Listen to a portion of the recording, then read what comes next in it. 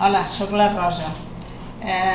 Li dedicaré aquesta recepta de rosquilles de Setmana Santa a la Misse Martínez. Com el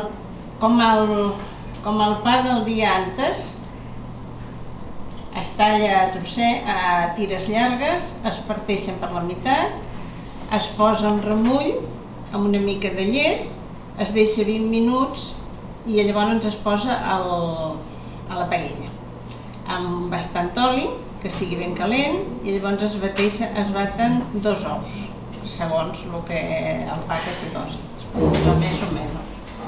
A la tira de pa llavors s'espolsa una miqueta la llet, es passa per l'ou i llavors es posa a la paella. I quan ja està ben duradet, es treu, es posa sobre un paper de cuina perquè xupi l'oli i llavors s'espolvoreja ben bé amb sucre i canyella per sobre.